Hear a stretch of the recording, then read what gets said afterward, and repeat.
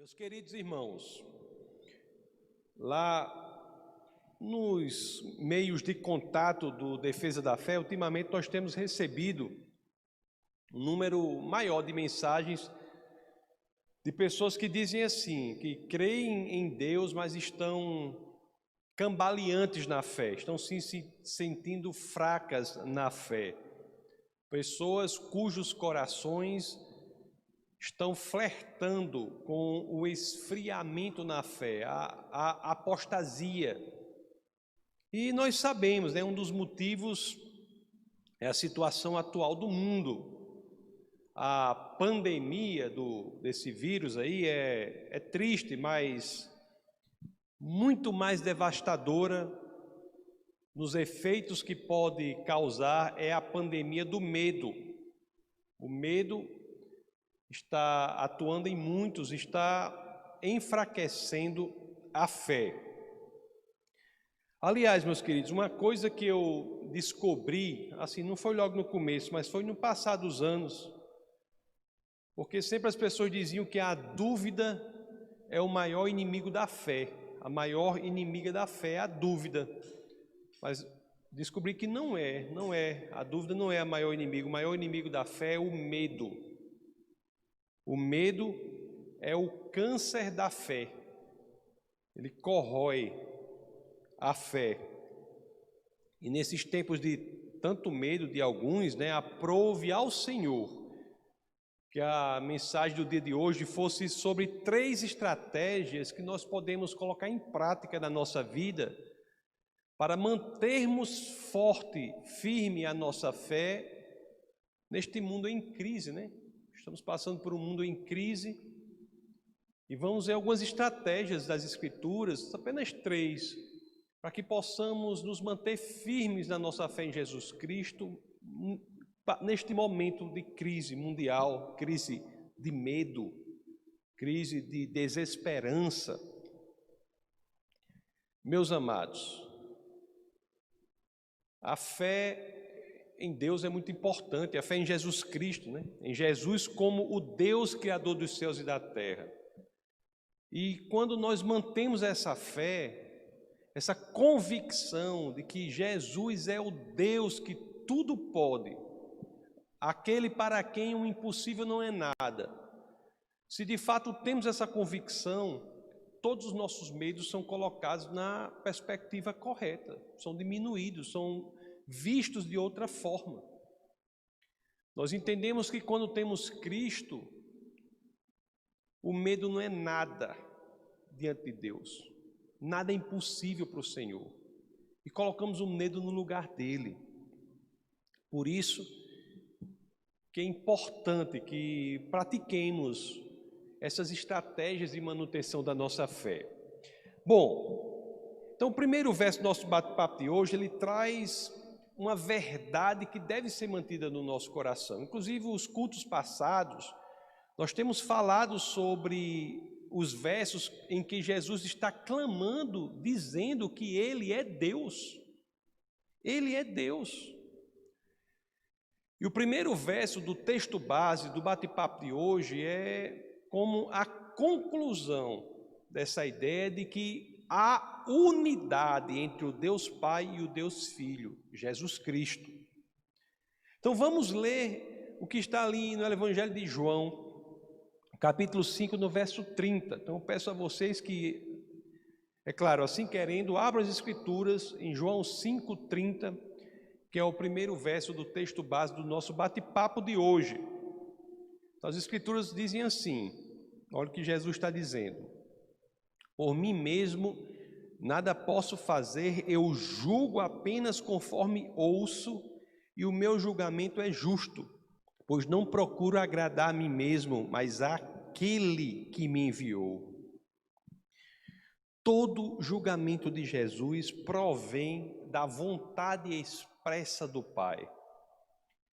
Isso é interessante porque nos dá um entendimento da Trindade, que é um conceito complexo no cristianismo, mas faz com que a gente entenda que, embora cada pessoa da Trindade ela tenha um papel diferente, uma função diferente, Embora isso seja verdade, mas também é verdade que cada pessoa da Trindade faz exatamente o que a outra pessoa da Trindade teria feito se estivesse no papel daquela.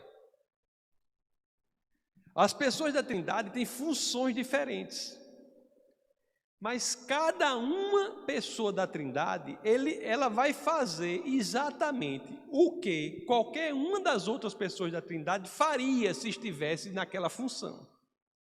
Por quê? Porque todos os da Trindade são um, são Deus. E Jesus deixa claro aqui, como eu disse para vocês, não precisa abrir, mas lá em João 5,18 ele diz que é igual a Deus, em João 5,24 ele diz que dá vida eterna, em João 5,26 ele diz que é fonte da vida, e em João 5,27 ele diz que julga o pecado. Mas será que realmente nós, enquanto cristãos, estamos vivendo com este entendimento de que Ele é Deus? Porque em muitas mensagens a gente fala para aquela pessoa que não é cristã fortemente, mas hoje eu quero falar para quem é cristão. Hoje a mensagem é mais focada, serve para todos, mas é mais focada para quem é cristão. Será que nós, cristãos, estamos vivendo a nossa vida, o nosso dia a dia, com essa convicção de que aquele a quem servimos, aquele a quem entregamos a nossa vida, Jesus Cristo, Ele é Deus? Será que estamos com esse entendimento? Ou será que podemos nos surpreender pensando em Jesus de outra forma? Alguém que não é Deus. Quando isso acontece, meus queridos, tem gente até que diz assim, né? Eu não posso crer em Jesus que é Deus, porque ele mesmo diz que é Deus. Não, se uma pessoa fala de si, eu não posso acreditar, porque ele não é suspeito para falar de si. Como eu posso crer que Jesus é Deus, porque ele mesmo está dizendo que ele é Deus? Não seria meio problemático você crer em alguém com base no que ele próprio fala de si? As Escrituras são tão impressionantes que elas são honestas, elas não têm medo, elas são a verdade. E essa é uma questão honesta. Mas vamos ver o que Jesus tem a dizer sobre isso no próximo verso, que é João 5,31. Olha o que Jesus diz aqui. Se testifico acerca de mim mesmo, o meu testemunho não é válido. Até para aqueles que buscam uma segurança maior para a divindade de Cristo, porque acham que não podem acreditar que Jesus é Deus, porque é Ele que está falando de si próprio, como ele disse aqui nos versos anteriores, ele vai dizer, não tem problema. Não tem problema. Realmente, se o seu problema, é uma situação honesta. Se testifico de mim mesmo, o meu testemunho não é válido. E depois ele vai apresentar, dizer o seguinte, agora vamos ser honestos. Se você não crê em mim pelo que eu estou dizendo, eu vou apresentar a você uma forma, uma estratégia, evidências para que você cresça na convicção de que sou Deus e que possa verdadeiramente ter uma vida diferente. E é aqui que as Escrituras passam a nos oferecer 3 estratégias para nós solidificarmos, fundamentarmos, alicerçarmos a nossa fé, crescermos numa fé genuína que gera uma mudança de comportamento, gera uma atitude específica. As Escrituras são impressionantes, não é? Porque elas não maqueiam, elas não colocam o véu sobre a coisa. Porque Jesus, como eu disse, está apresentando, eu sou isso, eu sou igual a Deus, eu sou a fonte da vida. Em mim você tem vida eterna, eu julgo de acordo com o que o Pai julga, e no final ele diz, você está achando ruim porque sou eu que estou falando de mim? Não tem problema. Vou trazer para você aqui algumas estratégias. A primeira estratégia que nós temos, meus amados, para nós não é suficiente vermos Jesus falando de si próprio. A primeira estratégia prática que as Escrituras nos trazem é o seguinte, Para que possamos nós cristãos nos solidificar, ou nos solidificarmos na fé em Cristo, é muito importante que nos aproximemos de pessoas que deem o testemunho de Cristo. Porque pode ser que o testemunho dele mesmo não seja válido, mas você vai entender que é válido o testemunho de outro a respeito dele. Nós temos que nos aproximar, nós temos que ter uma vida cristã perto de pessoas que testificam Cristo. Tem gente que se converte à verdade, a Jesus de Nazaré, mas não cultivam amizades, proximidades com pessoas que testificam Cristo, porque nelas você verá o que Deus fez ali, e isso fará com que sua fé seja solidificada. Vamos ver João, no capítulo 5, vamos ler agora os versos 32 a 34. Nós vimos que no 31 ele diz que, tudo bem, meu testemunho de mim mesmo não é válido. Aí vamos ver o 32 ao 34. Há outro que testemunha em meu favor, e sei que o seu testemunho a meu respeito é válido. Vocês enviaram representantes a João, falando de João Batista. Vocês enviaram representantes a João Batista e ele testemunhou da verdade. Não que eu busque testemunho humano, mas menciono isso para que vocês sejam salvos. Se nele mesmo não encontramos testemunho porque é ele falando dele, busquemos em outro, como em João Batista. João Batista que veio em missão de testemunhar de Cristo. Vocês lembram o que está lá em João, o Evangelho de João Evangelista, né? O Evangelho de João no capítulo 1, do verso 6 a 8. Abra aí, Orlando, João 1, 6 a 8. Surgiu um homem enviado por Deus chamado João. Ele veio como testemunha para testificar acerca da luz. Ele veio para testificar acerca da luz, a fim de que por meio dele todos os homens crescem. Ele próprio não era a luz, mas veio como testemunha da luz.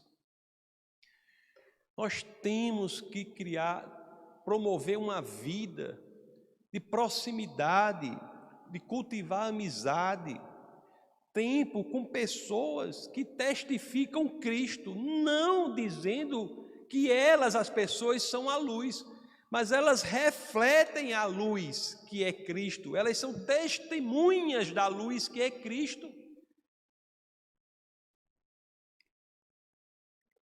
Se você está sendo assim bombardeado pela fé, ou bombardeado na fé,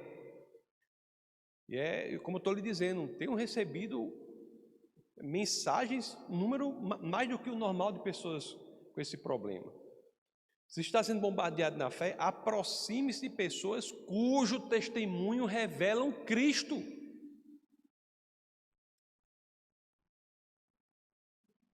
Você para falar com todo mundo, ajudar todo mundo, mas não são todas as pessoas que você vai dar espaço para falarem na sua vida, não. Escolha com discernimento as pessoas que vocês dão espaço para falarem na vida de vocês. E o critério número 1 para você que é cristão tem de ser uma pessoa que testemunhe Cristo. Testemunhe Cristo. Como é que tem um crente que está por aí escutando, não só escutando, ouvindo, seguindo a orientação de uma pessoa que não testemunha Cristo? Vai ter apostasia, vai esfriar na fé. Não são pessoas, repito, que dizem ser a luz, porque essa nova era aí é uma coisa impressionante. O mundo tem gente que, até mesmo em algumas igrejas, em alguns lugares, pessoas que se colocam como se fossem a quarta pessoa da Trindade. Não são dessas que as Escrituras falam. As Escrituras falam daquelas que refletem a luz de Cristo. Cristo é Deus encarnado. Sempre digo, né? O cristão não é como o sol, que tem luz própria, mas sim como a lua, que reflete a luz do sol, que é Cristo. E vocês podem ter certeza, meus queridos, você tem que encontrar essas luas por aí, cristãos genuínos, pessoas que quando você se aproxima delas, você vê, você é influenciado pela luz que é refletida naquela lua, mas a luz não é da lua, é do sol, que é Cristo. Então, primeira coisa é isso. Se no mundo desesperado, em que pessoas vão plantar na sua vida medo, desesperança, vão plantar na sua vida o quê? Se não tem Cristo.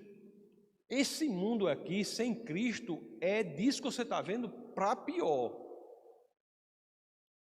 A desesperança do mundo é o que é, sem Cristo. Inclusive os ateus, né, históricos, os existencialistas ateus, Nietzsche, Sartre, o que é que eles diziam? Diziam que o mundo que não existe Deus e o mundo é sem sentido. Sem Deus o mundo é assim mesmo, sem sentido, só desesperança, loucura, as pessoas se anestesiando da própria existência, tomando álcool, drogas, para que o tempo passe mais rápido, porque elas não conseguem suportar o peso dos segundos. Sem Cristo é isso. E você vai se juntar com essas pessoas para ouvir conselhos dessas pessoas?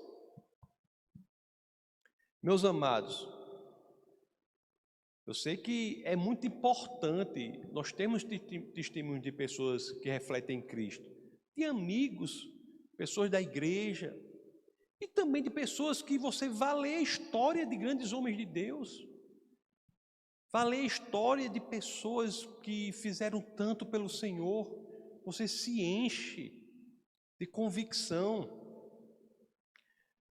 Sempre viajo para ensinar, né? Nos Estados Unidos, como vocês sabem, e as pessoas acham que é como se fosse uma coisa ótima, né? Mas para mim é horrível. As pessoas não sabem das coisas, né? É interessante que a gente vê uma coisa de fora, quando está dentro é outra. Para mim é horrível, nunca é fácil. Já fui algumas vezes a maioria das vezes com a pastora, outras tantas com os meninos, meus filhos, e poucas vezes sozinho. E quando eu vou sozinho, eu penso uma coisa que eu não gosto, não quero ir. Eu só vou quando tenho a convicção de que é a vontade de Deus para aquilo ali. Passo o dia todo trabalhando, quando chega de noite eu vou para uma casa, no meio do nada, com tornados do lado de fora, muitas vezes, tempestades que muitos aqui não sabem nem o que é. Lá onde eu vou é o corredor dos tornados. Horrível. E muitas vezes, nessas horas, vem à mente questões, como vem para vocês, vem para mim questões, o que eu estou fazendo aqui? Viajando, não sei, 20 e tantas horas num avião pequeno, né? Aquelas cadeiras para mim são pequenas. O que eu estou fazendo aqui? O que eu vim fazer aqui? Se eu não tiver cuidado, meus queridos, dali para a perda da fé é um pulo. Dali para a perda da fé é um pulo. E o que é que muitas vezes nessas situações eu faço? Eu encontro. Vou ler ou assistir filmes sobre grandes homens de fé. É uma estratégia para que a gente não caia nesse redemoinho perverso do mundo sem Deus. É uma estratégia. Pessoas que testemunham de Cristo.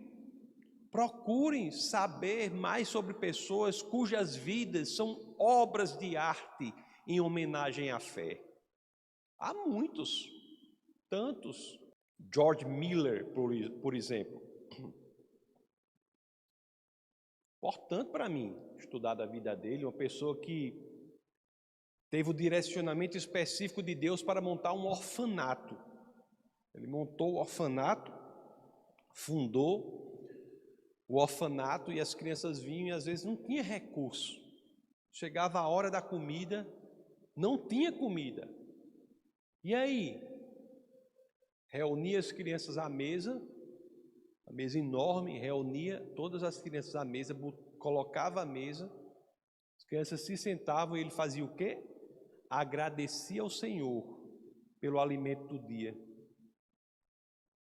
Não faltava muito, alguém batia a porta.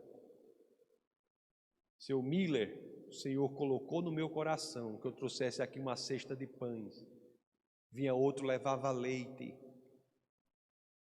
Isso é fato, isso é real, isso testifica Cristo.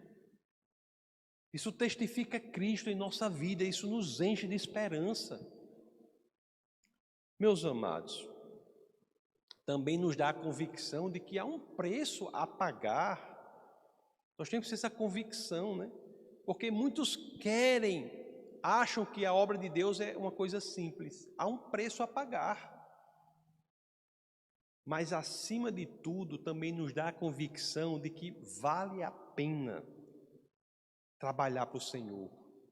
Vale a pena nós dedicarmos nossa vida para o Senhor. Isso traz tranquilidade para a alma. Meus amados, uma das coisas importantes quando nós nos expusemos ou nos expomos a pessoas que refletem Cristo é porque nós temos a convicção de que podemos nos envolver na obra e Jesus não se esquece de nós. Isso faz com que a gente cresça na nossa fé. João Batista, para você ter uma ideia, o que foi que ocorreu com João Batista? João Batista foi perseguido, foi preso, né? Foi assassinado a mando de Herodes. Apesar de tudo que que João Batista fez, nenhum dos amigos lá tentou ajudar João Batista. Aí aqui nós temos um dos mais belos princípios do serviço ao reino de Deus, que mesmo quando alguém é esquecido por todos, Jesus ainda nos tem alta estima em seu coração e em sua memória. Olha aqui como Jesus fala de João Batista em João 5,35. Vamos ver o que as Escrituras dizem. João era uma candeia que queimava e irradiava luz. E durante certo tempo vocês quiseram alegrar-se com a sua luz. Então procurem pessoas que irradiem a luz de Cristo. Não vão se aconselhar com pessoas que não façam isso. Não vá fazer como aquele homem e o peixe que eu já falei algumas vezes aqui. Você lembra da história do homem e do peixe? Você está nesse mundo para influenciar o mundo, não é para ser influenciado. Você não vai dar abertura para uma pessoa que não é de Deus falar em sua vida. A história do homem e do peixe é a seguinte. O rapaz chegou no lugar, estava uma pessoa e um aquário bem grande. E a pessoa olhava para o aquário e fazia assim, né, com a cabeça, e o peixe acompanhava. A pessoa fazia assim de novo com a cabeça, o peixe acompanhava.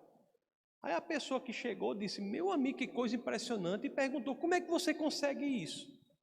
Aí o cara disse, muito simples, mente superior domina a mente inferior do peixe. Aí o cara disse, então fique tentando aí, que daqui a pouco eu volto. Aí o rapaz foi embora e o que tinha chegado ficou tentando lá. Quando o rapaz que tinha saído voltou, o que estava tentando estava na frente do aquário desse jeito, ó. O peixe tinha influenciado o rapaz. Você está no mundo para influenciar o mundo, não é para ser influenciado por ele, não. Pois é, meus queridos. A segunda estratégia que as Escrituras nos ensinam, a primeira é, vamos chegar perto de pessoas que testemunham Cristo. E a segunda estratégia que as Escrituras nos ensinam é muito importante.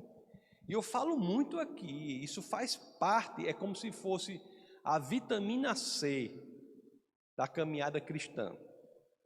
Tem de ser diário, se é que vocês tomam vitamina C, ou qualquer vitamina aí. Tem que ser diário, tem que ser constante. É importantíssimo isso para uma caminhada cristã. Se você não fizer isso, você está se colocando em perigo. Segunda coisa é a seguinte: tragam à memória o que Jesus fez por você.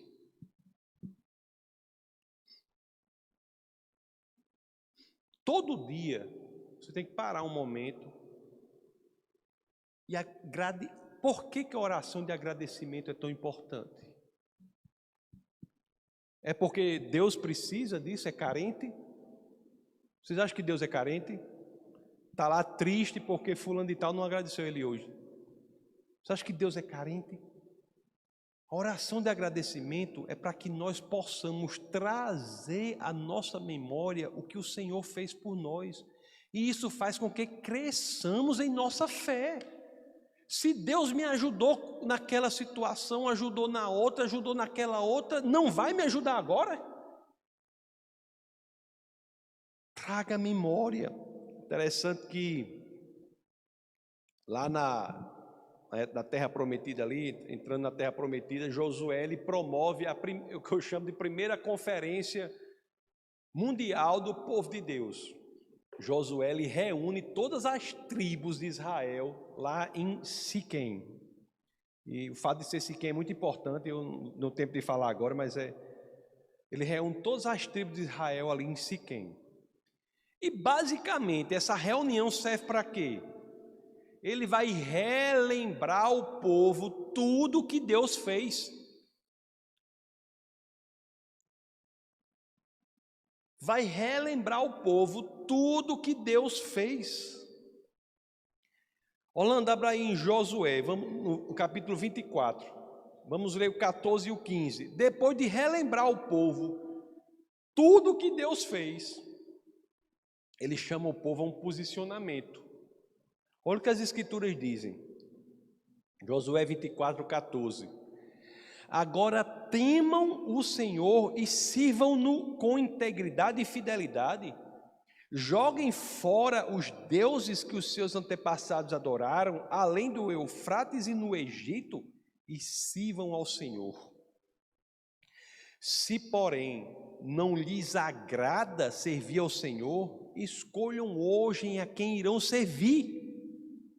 Se aos deuses que os seus antepassados serviram, além do Eufrates, ou aos deuses dos amorreus, em cuja terra vocês estão vivendo. Mas eu e minha família serviremos ao Senhor. Meus amados, traga à memória o que Jesus fez por você e decida que Deus você vai servir.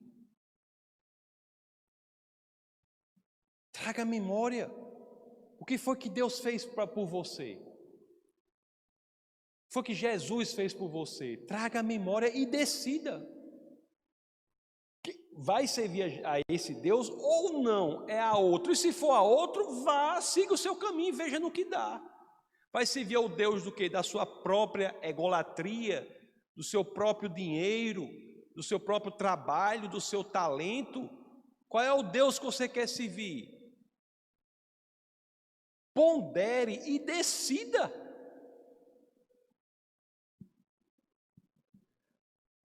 Se você entrega a Deus para, como já diria C.S. Lewis, se você entrega a Deus algo para que Ele cure, não fica olhando embaixo do curativo.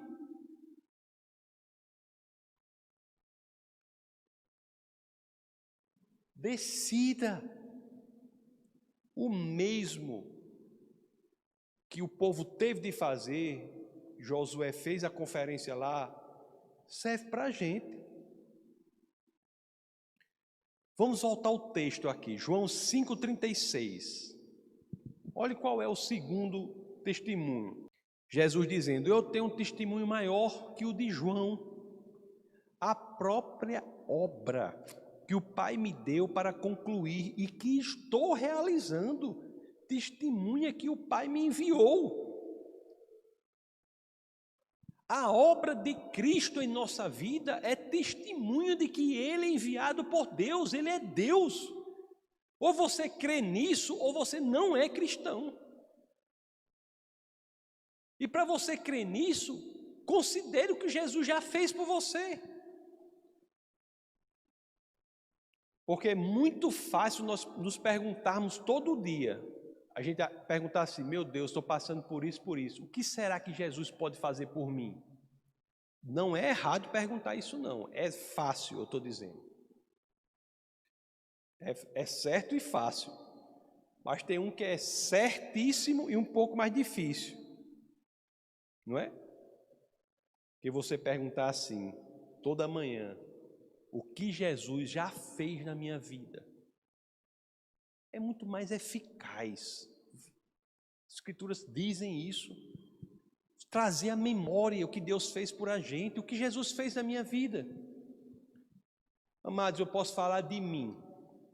Imagino que vocês não sejam muito diferentes. Se alguém me manda uma mensagem aí que eu quero conhecer. Mas eu, por exemplo, sem Jesus, não seria nada. Sem Jesus, eu não sei como teria feito o que eu fiz, não sei como encontraria forças para servir a igreja, não sei como encontraria forças para servir no meu trabalho, na universidade. Sem Jesus, como seria meu casamento? Como seria minha família? Como seriam meus filhos? Sem Jesus, como seria isso? Agora eu digo a vocês, e eu acho que com vocês não é diferente. Nem que eu me dedique à obra de Deus por 1 milhão de anos, certo? Nem assim eu ainda terei pago o que Jesus fez por mim.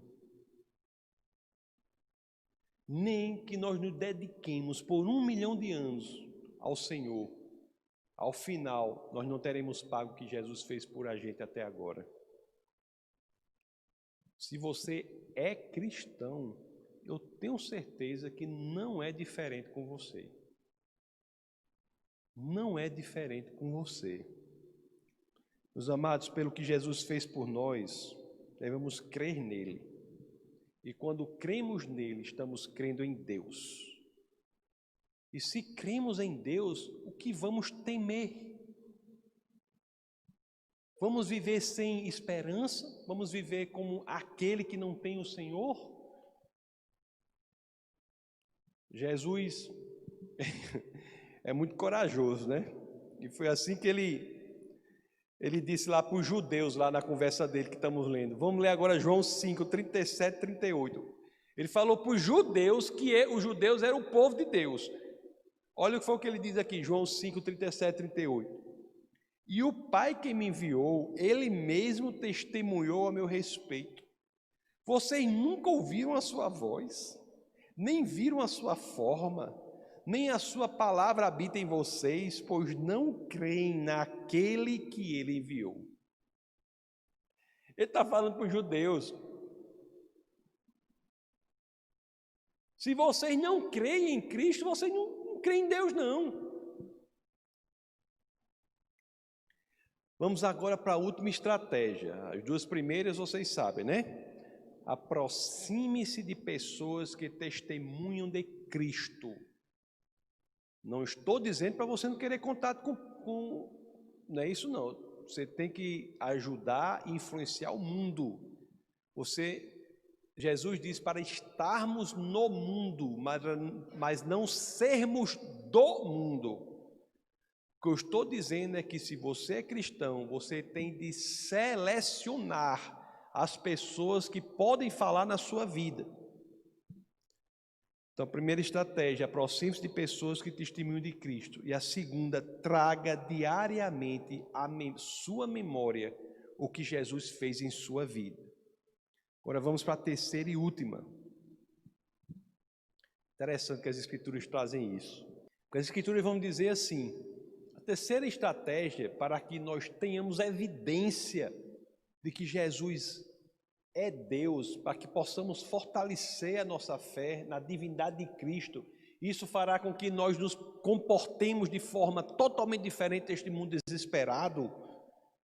É a seguinte: temos de ler as Escrituras, a Bíblia, mas não de qualquer forma. temos de ler com o entendimento de que todas as Escrituras apontam para Cristo. Inclusive, né, temos um curso aqui que vamos fazer a partir de julho sobre isso, gratuito, tudo, mas vamos fazer a partir de julho. Antes de aprofundar nisso, vamos ler João 5, 39 a 40, que são os 2 últimos versos do texto base de hoje. Olha o que as Escrituras dizem. Jesus aqui falando para os judeus. Para os judeus.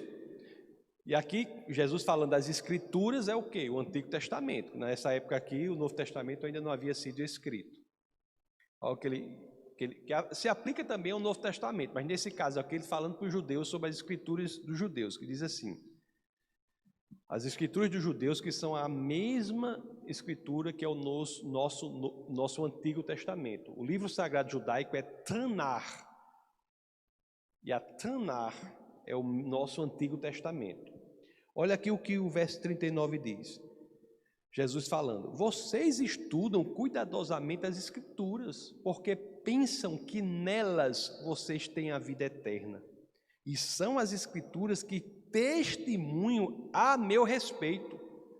Contudo, vocês não querem vir a mim para terem a vida. Isso é muito profundo e muito importante. Isso é tão profundo para falar para o cristão. Eu disse que essa mensagem é voltada mais para o cristão. Isso é muito profundo. Porque é o seguinte: ninguém mais do que eu vive dizendo aqui que é preciso que estudemos as Escrituras. É preciso. Mas há um erro em achar que podemos encontrar a vida eterna nas Escrituras. Não. Nelas, nas Escrituras, nós encontramos o caminho para a fonte da vida eterna, que é Cristo. Olhe, lá na carta aos Gálatas, no capítulo 3, no verso 21, Gálatas 3, 21, olha o que o apóstolo Paulo nos diz. Então, a lei opõe-se às promessas de Deus? De maneira nenhuma.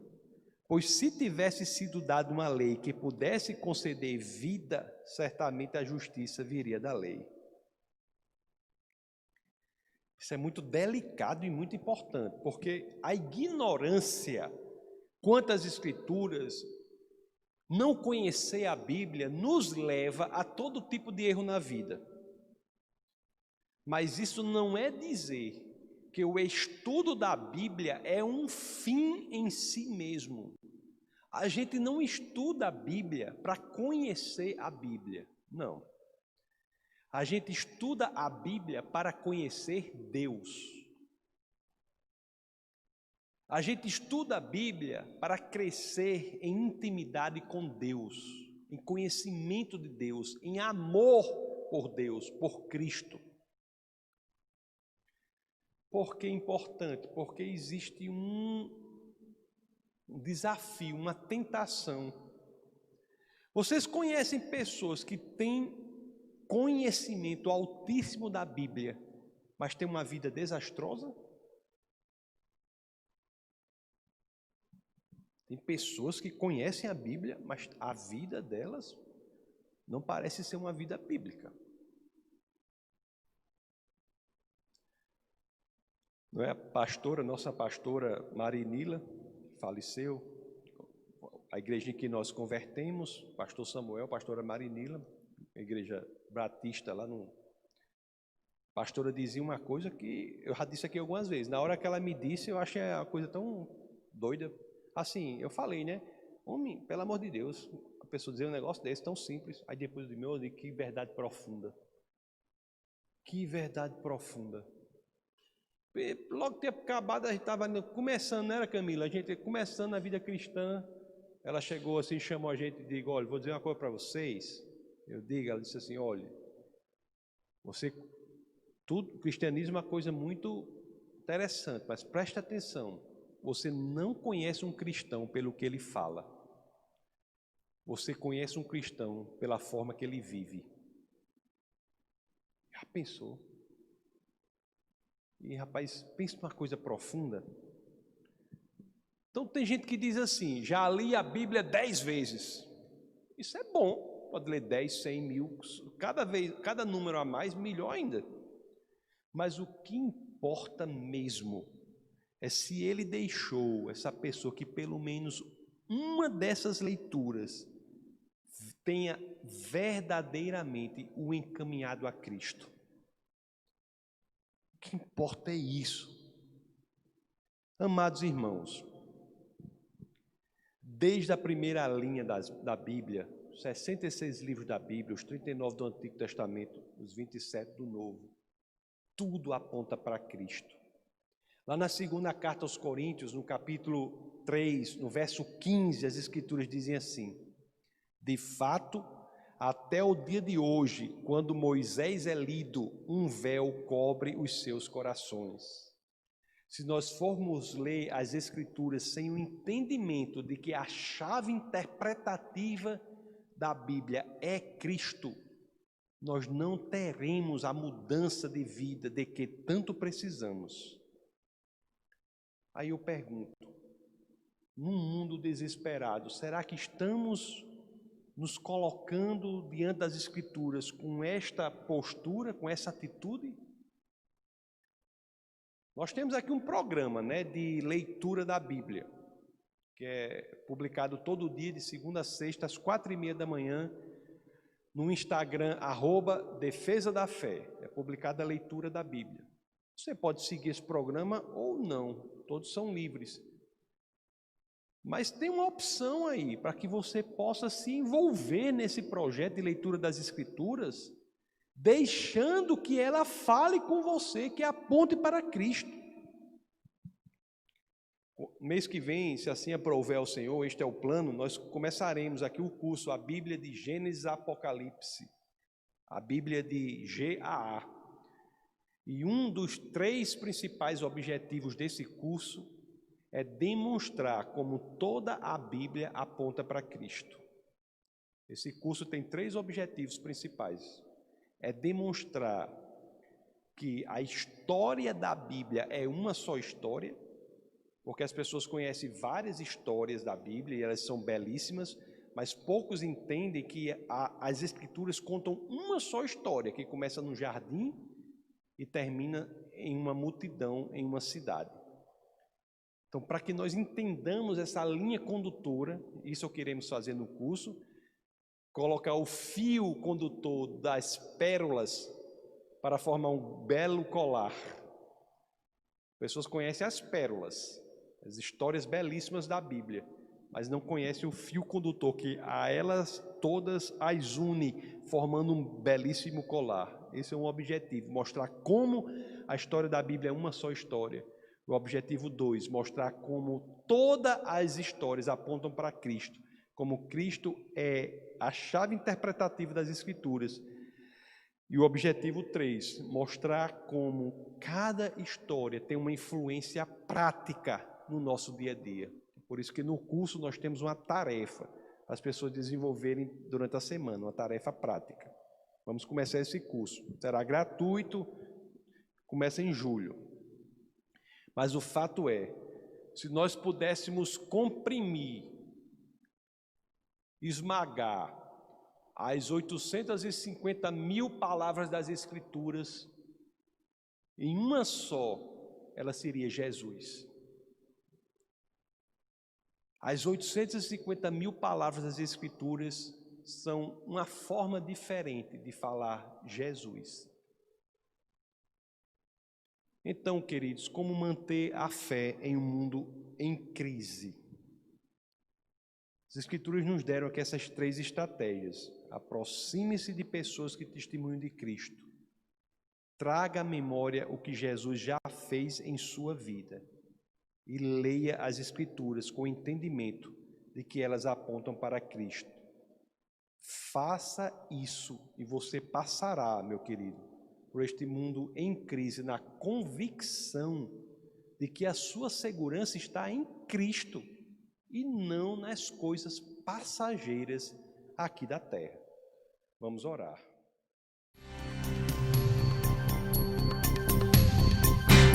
Essa foi uma produção do Ministério Internacional Defesa da Fé, um ministério comprometido em amar as pessoas, abraçar a verdade e glorificar a Deus. Para saber mais sobre o que fazemos, acesse defesadafé.org.